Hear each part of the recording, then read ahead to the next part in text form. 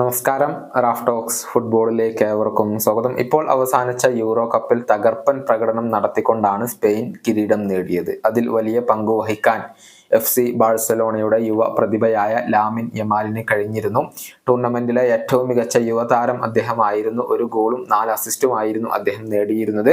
അദ്ദേഹത്തെ കൂടാതെ Spanish super താരങ്ങളായ നിക്കോ വില്യംസ്, ഡാനി ഒൽമോ എന്നിവരും മികച്ച പ്രകടനം നടത്തിയിരുന്നു. ഈ 2 താരങ്ങളെയും ഉടൻ തന്നെ ക്ലബിലേക്ക് എത്തിക്കാനുള്ള ഒരുക്കങ്ങളിലാണ് ഇപ്പോൾ FC ബാഴ്സലോണയുള്ളത്.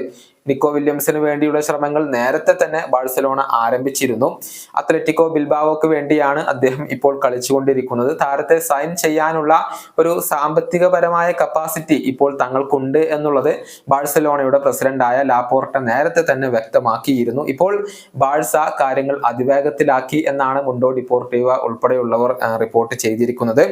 FC ബാഴ്സലോണയുടെ സ്പോർട്ടിംഗ് ഡയറക്ടറായ നിക്കോ വില്യംസിന്റെ ഏജന്റുമായി കഴിഞ്ഞ ദിവസം കൂടിക്കാഴ്ച നടത്തിയിട്ടുണ്ട്. താരത്തിന് ബാഴ്സയിലേക്ക് വരാൻ തന്നെയാണ് താല്പര്യം എന്നാണ് അറിയാൻ സാധിക്കുന്നത്.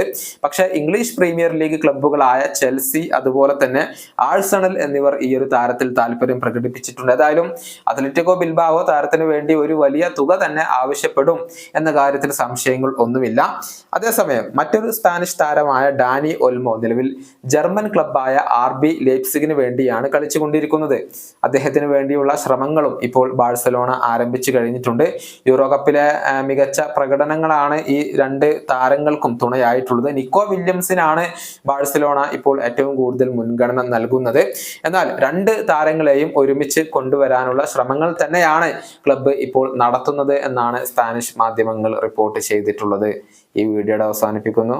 വീണ്ടും കാണാം.